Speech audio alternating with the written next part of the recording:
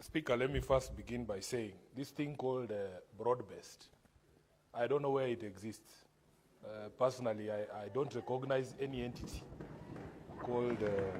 If you want to read the body language of Raila Odinga, that is Honorable read Dr. the Guru. Senator of Nairobi County, Edwin If you Sifuna, want and to know the also body language of Dr. the current Raila Amolo Secretary Odinga, General of check what ODM UNET party. is saying. I dare say Sifuna today If you want to spoke the know who bear's understands nest. the body language of He Raila has Odinga, spoke the bear's nest by calling the cabinet secretaries of the broad-based government, which he has said he does not recognize, as something that does not exist in his book or in his dictionary. Why is Edwin Sifuna attacking the government that he serves and attacking the broad-based government which he himself oversaw the signing of the deal between Raila Amolo Odinga and these people? Now, I will take you back to Sunday.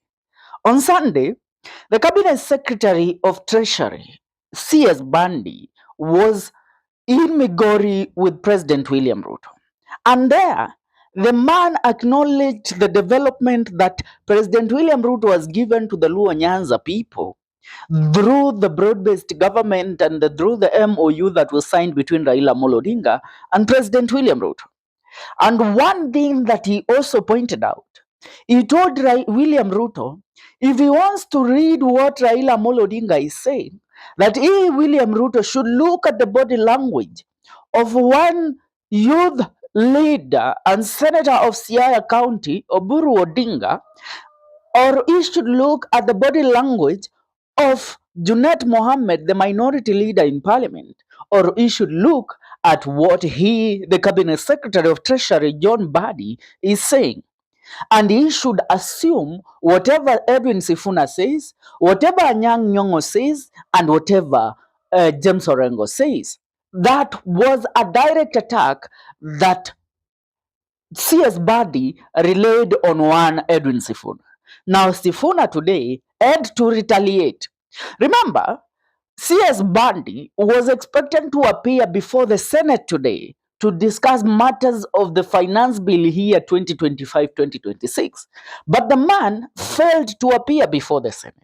The man was so much caught up in his things that he could not make it to the Senate. And that is why Edwin Sifuna is asking him this. Yesterday, he found time to go and sit for an interview on Citizen TV, but he couldn't find time to come and sit at the Senate and answer the favorable questions that are going to benefit the people of the Republic of Kenya.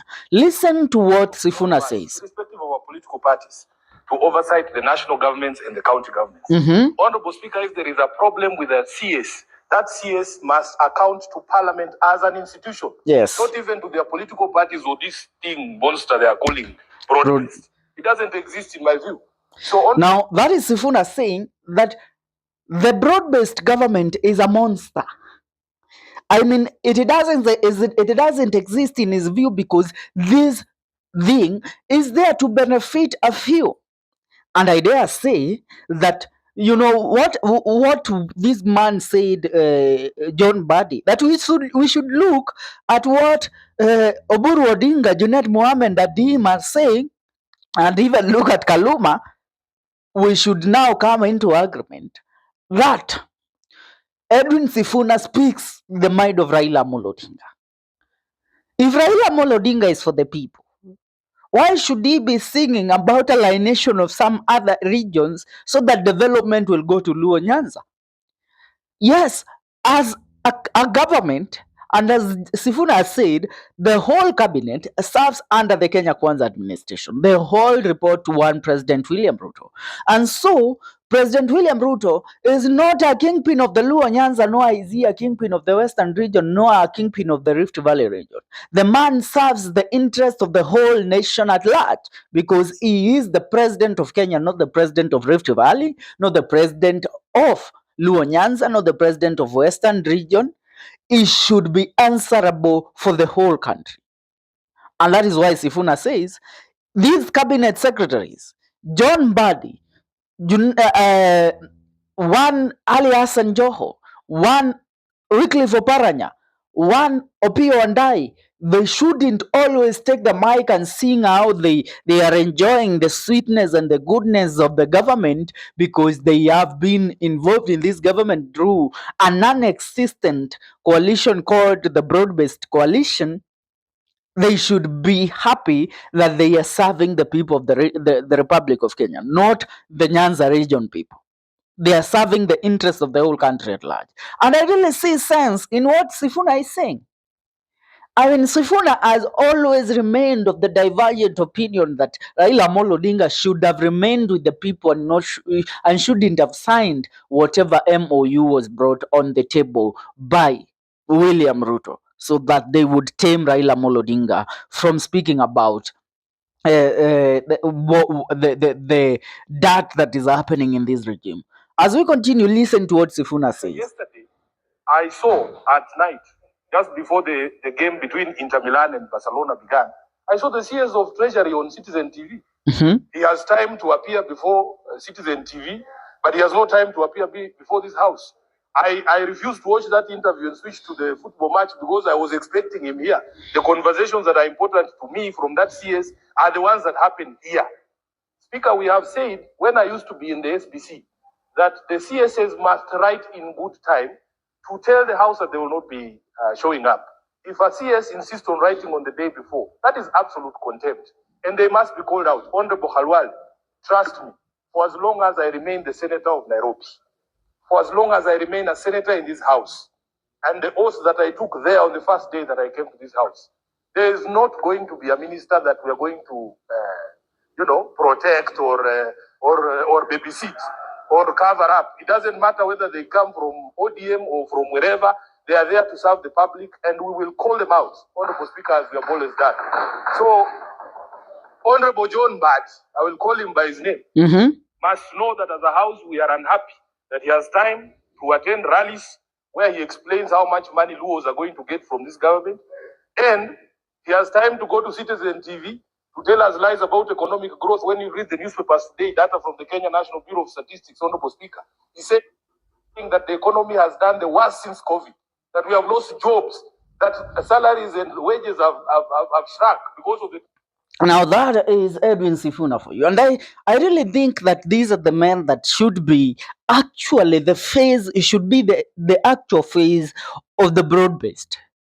They should be the face that represent what Raila Amolo Odinga represents. If Raila Amolo Odinga wants to remain a darling of the people and wants to secure his legacy, the people that should be there in front are people like Edwin Sifuna.